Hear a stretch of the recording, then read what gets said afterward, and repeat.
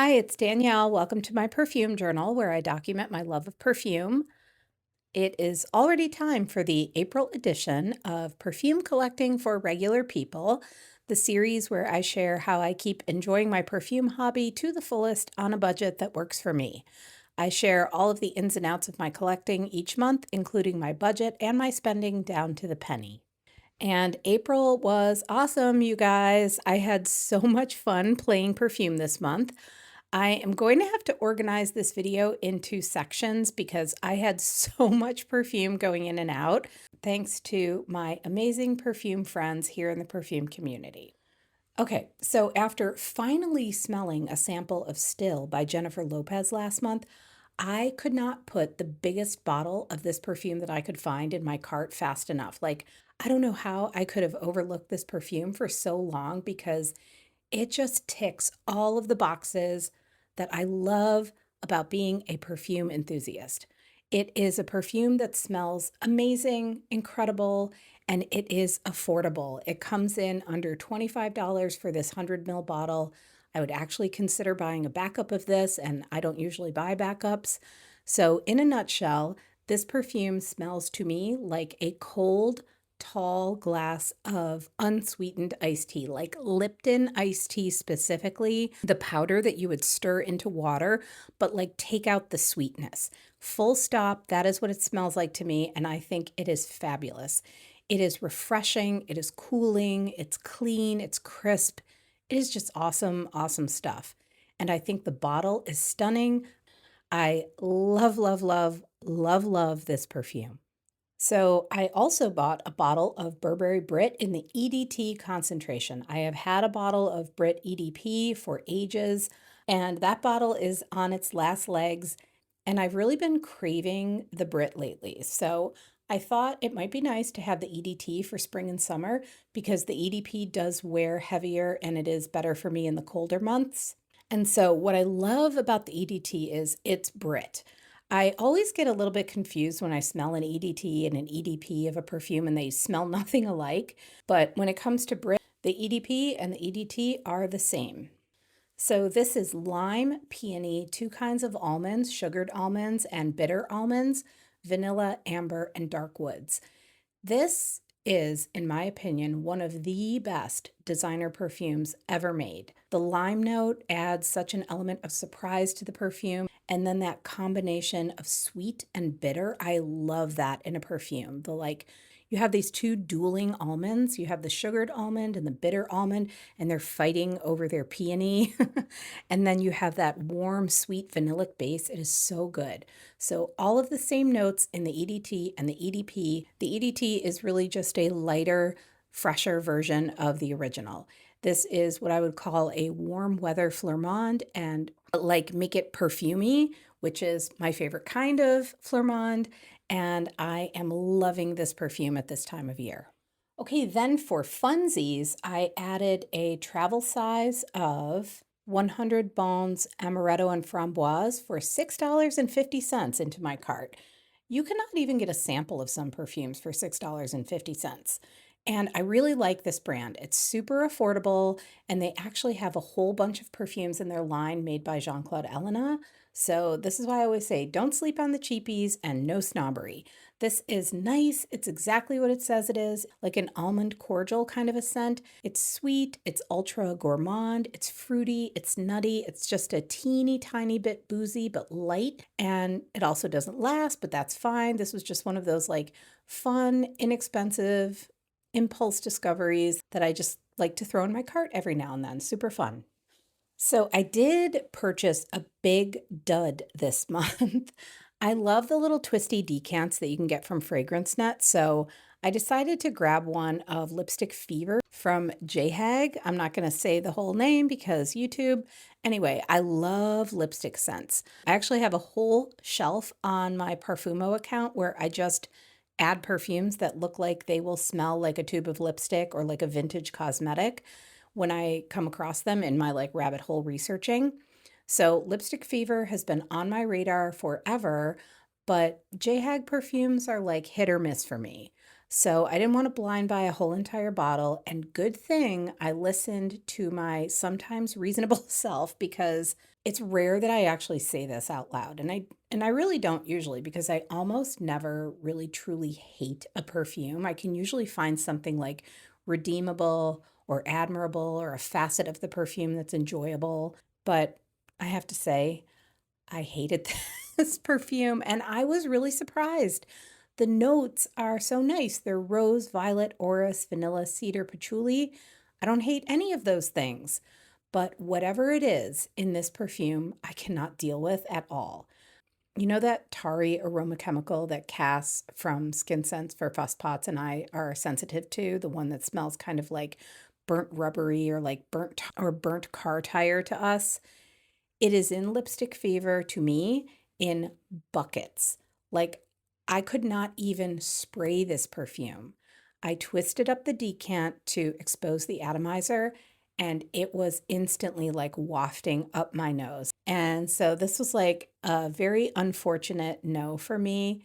Couldn't do it. Lipstick fever was a dud. Womp womp. So this is just a handful of the 10 perfume purchases that I sampled, and most of them were under $2 on FragranceNet. I love to look through their list of samples and see what is super duper cheap, because I do not mind at all spending a buck or two on a perfume sample. Like, I don't go to the drive-through, I make my coffee at home, we make our lunches and dinners at home, so samples are like my version of a latte or a crispy Diet Coke. They're so much fun to experience. So if you have not been on the discounters and looked for their cheapy samples, I highly encourage you to do that, because a lot of times you can find some of the older perfumes, and because these samples have probably been sitting around for a while, you might actually be getting the original or older formulation of a perfume when you pick up one of these samples. So I also received a discovery set of the new line of Vodum perfumes, thanks to my lovely friend Yvette. Thank you, Yvette. And the owner and perfumer of Vodum, Elian Puente. I have made an entire video where I talked about all of the perfumes in the Vodum line. Vodum is a luxury artisan perfume line. All of the perfumes in the line are handcrafted and made in small batches. They are really, really special perfumes. I'll link to that video down below. These perfumes were given to me, but of course the opinions in my video are all my own. This was not an April purchase, but you might remember from one of my previous videos that I had been searching for this KFC perfume that is supposed to be inspired by their 11 herbs and spices. And I had been talking about this perfume with Whitney from Witten West Perfumes. She is an independent artisan perfumer who creates her amazing perfumes from botanical ingredients. And we were kind of laughing about what this perfume could possibly smell like. And we'd made a little pact that if either one of us found a bottle, we would purchase it and send the other one a decant. Well, the bottle finally arrived. I'm going to get it into an atomizer, send it off to Whit, and then we can smell it at the same time when she receives her decant. But as a little thank you, she sent me a sample of her newest creation, Caldera flower. I'm not going to talk about it in this video because I just received it and I'm still getting to know it. However, I loved the sample so much when I spritzed it on my hand that I actually immediately went on her website and purchased a bottle. I cannot remember the last time I did that with a perfume that costs more than like $25. I almost never ever do that, but I have to say this perfume is like something super special. So the bottle's on its way to me and I will talk about it in my video next month. But KFC and Caldera flower are now somehow inextricably connected to each other. Here we have a bottle of fast food perfume sitting next to a sample of an independent artisan botanical perfume. If that doesn't sum up what it means to be a perfume enthusiast, I don't know what does. Okay, so then I did a swappy with my friend Emily. Hi, Emily. She reached out to say that she had a bottle of Oxygene and did I want it? And I said, heck yeah, I want it, but don't just give it to me. Let's do a swap. So I'll share what I sent to her when we get to the declutter part of this video, but suffice it to say, we had so much fun looking at what we had to choose from in each other's declutter piles. And we sent each other some other surprises other than the things we planned to swap. So anyway, in my swappy with Emily, I brought into my collection a bottle of Lanvin's Oxygene. This is a perfume that I sampled for the first time last month. It is a super interesting, peppery, milky, creamy, gardenia, airy, spa-like, lotiony kind of a thing. It is in the neighborhood of Olfactive Studios Lumiere Blanche, if you have ever smelled that, or L'Artisan Parfumeur's Poivre Piquant, if you've ever smelled that. It's one of those like love it or recoil from it kind of scents, I would say, because the list of weirdo notes should not work together, but to me they do. So I'm really, really happy that we swapped, and now I have this bottle of a very, very interesting, affordable gem in my collection. So in my video where I talked about what was currently on my wish lists, I was talking about Hermes's 24 Faubourg, and Emily said that she had a 5 ml of it, and I gladly took that off of her hands because I love that perfume. It is a super classy, super elegant, spicy, woody orange blossom perfume. And shout out to a subscriber for telling me that the 24 Faubourg bottle was actually designed to represent un carré de soie, which means a square silk scarf lightly moved by the breeze. I never ever knew that. I think that is so cool. Thank you so much for sharing that with me. I think Hermes makes beautiful scarves along with their leather goods. So, how lovely to think that one of their bottles is designed to reflect a square silk scarf kind of billowing in the breeze. I just love that. And she also surprised me with a decant of the beautiful, beautiful classic perfume Amarige by Givenchy. Veronica from Veronica Says, hey girl, she speaks so lovingly of this one on her channel. It is a favorite classic perfume of hers. It is so elegant. It is a Dominique Ropion creation along with Jean-Louis Suzac from 1991. And it is one of those perfumes that I think I would describe as a big floral, capital B, capital F. So along with this like beautiful, lush bouquet of like every flower under the sun, you have this thick, jammy fruitiness to the perfume. It's like plums and drippy berries and peaches. And then there's this rosy, wooded, honeyed, vanilla sweet base. It is so gorgeous. It is ultra femme. And I think it is just one of the most classic perfumes out there, one of the best. And Amarige is an anagram of the word mariage, which means marriage in French. Becky, if you are watching this video, I would say that this is one of those must-smell classic vintage perfumes. So Becky, if you have not tried Amarige yet, definitely it's one to try. Okay, Emily also sent me a sample of Beaufort Cyrenide, which I haven't tried yet, but I am super excited to because Beaufort makes some really wild and really interesting stuff. Like, I have a very strong memory of the day I tried their perfume Acrasia, which smelled to me like an old Transylvanian vampire castle with dried red roses in a vase, like in the center of a massive foyer that had like a thick layer of dust everywhere. It was like the image that immediately popped in my mind when I smelled that perfume. They make super evocative stuff. Nothing safe about the brand Beaufort, so I'm really looking forward to trying this. I will report back. And by the way, this perfume has a note of sealskin in it. So yeah, that's Beaufort. And then finally in our swap, Emily sent me an Ormond Jane Discovery set. I have smelled just a few Ormond Janes, so I'm really excited to sniff through the ones that I haven't tried yet. So thank you, Emily. It was so awesome swapping with you, and I hope you're enjoying the goodies I sent you. Okay, then check this out. My sister-in-law brought me a bottle, a low partial of Nautica Woman from the 1990s. So who am I to say no to a vintage bottle of perfume? And this one is so totally 90s. It's one of those like spicy, green, woody, fresh sort of things that I can't quite pick out any particular notes from other than the rose. It's like a very green rose. And it's awesome. It's huge. It's loud. And I bet at the time that this was considered a light, fresh perfume, but now I smell it and it's just like enormous to me. So I'm super excited to add this to my collection of vintage perfumes. And finally, in the additions section of this video, I added 3 more bottles to my collection thanks to the wonderful, the generous, the kind Tammy Roxanne. She reached out to me to say, hey, I saw you had a few perfumes on your affordable blind buy shelf on Parfumo.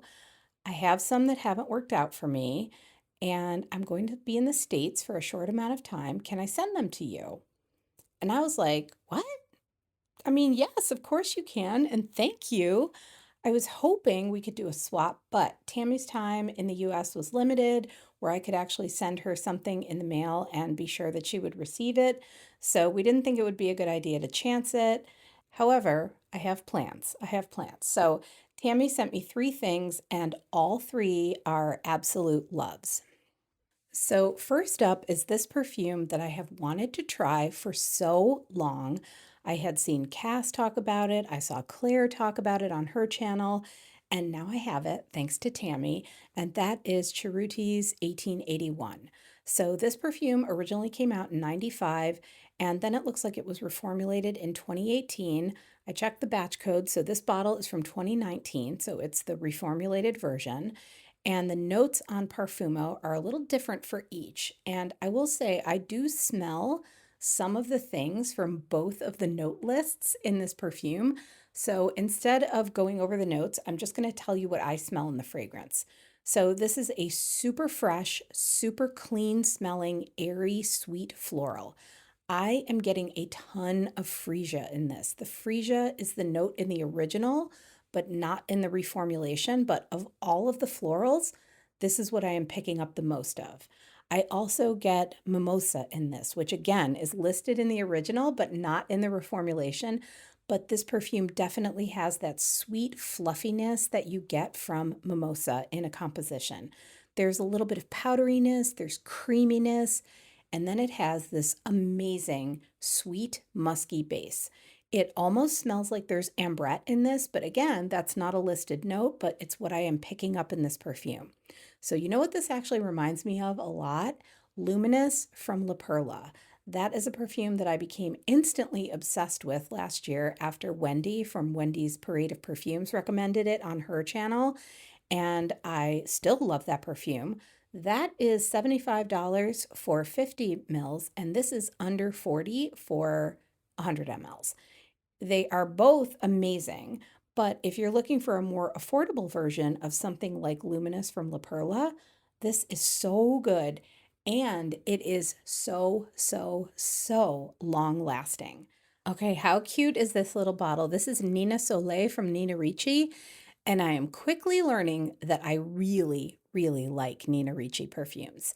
They were like, for some reason, never really on my radar that much over the years, but the more I try of them, the more I really enjoy. So Nina Soleil is one of the perfumes in the Apple line. It's fairly recent. It came out in 2022.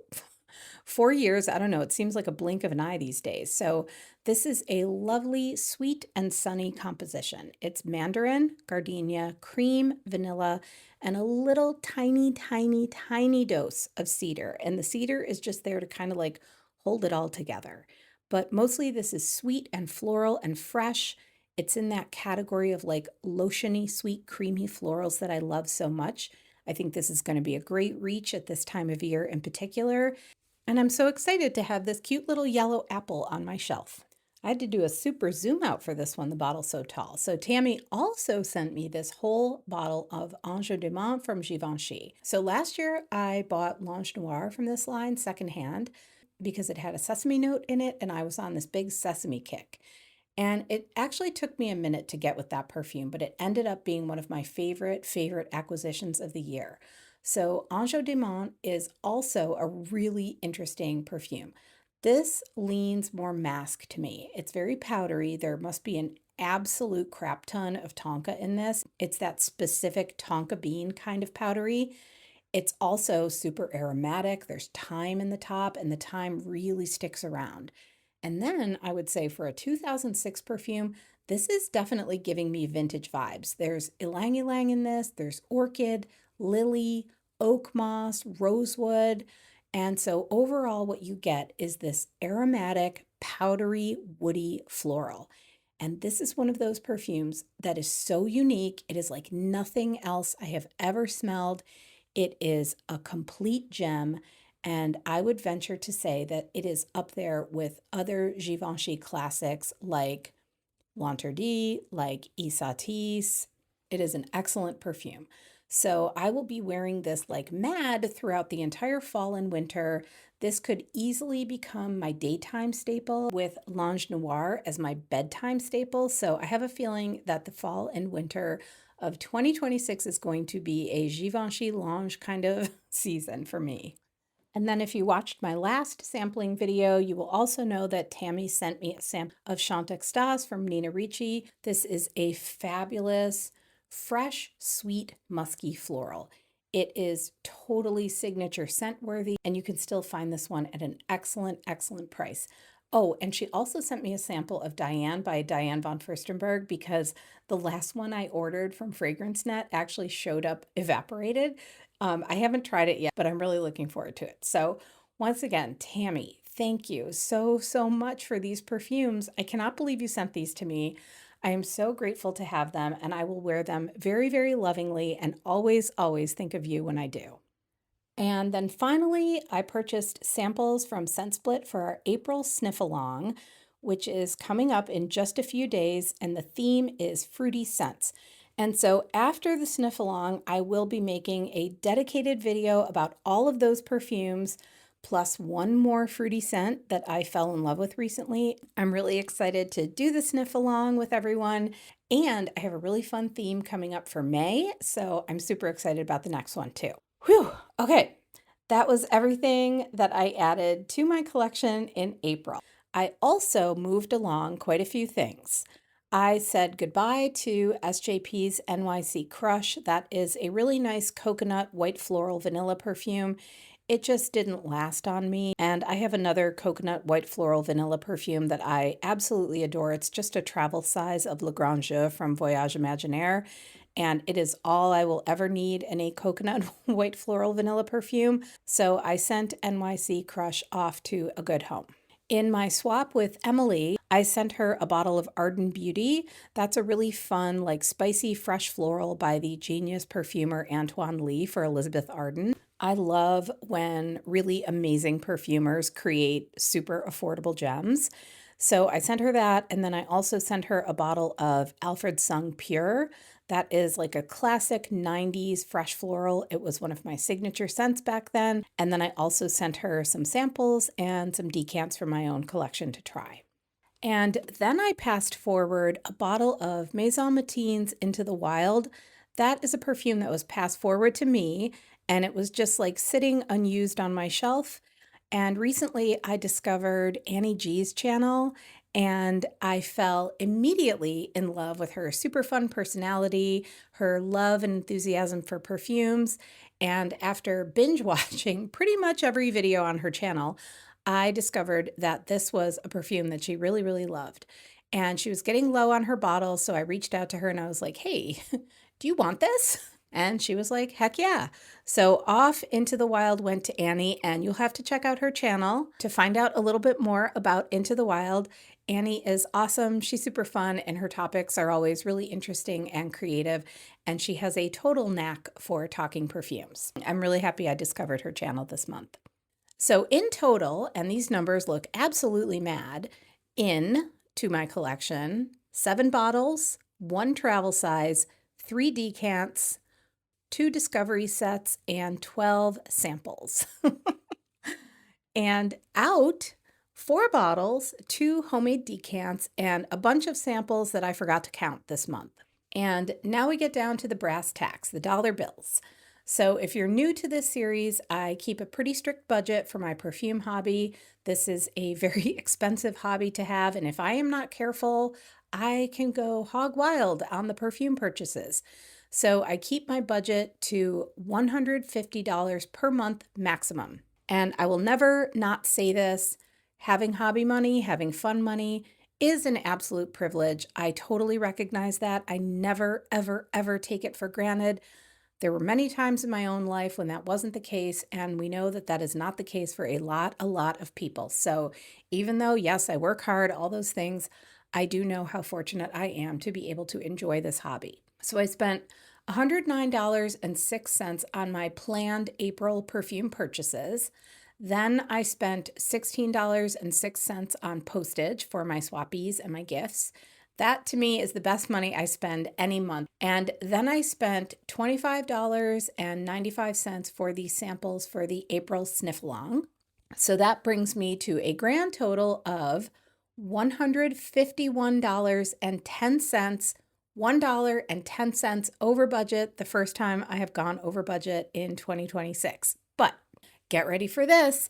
I brought in a whopping $8.96 in declutter money. So that means, according to perfume math, I am still actually under budget for the fourth month this year, coming in at a total of $142.14.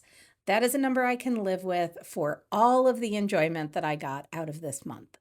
But I have to say, in full disclosure, I did make 2 additional purchases this month. However, I am not including them in this video because what they are is pre-spent dollars from my May budget. I have not received these perfumes yet. I'm sure they're going to be coming at the end of April or early May, but you will see those perfumes in my next video. Spoiler alert, I went way over budget already. So I'm probably really going to have to keep an eye on my spending for June and July, or I'm going to have to declutter a whole bunch of stuff because I have already exhausted my May budget and gone over. So you'll see those next month. So that is a wrap for April's perfume collecting for regular people. I would love to know how your month was. What'd you get? What'd you declutter? Tell me everything. Thank you so much for watching. Thank you for spending your time here with me. And thank you for the awesome perfume chats in the comments. I really, really appreciate it. I hope you have a great day, and I will see you in the next video. Bye.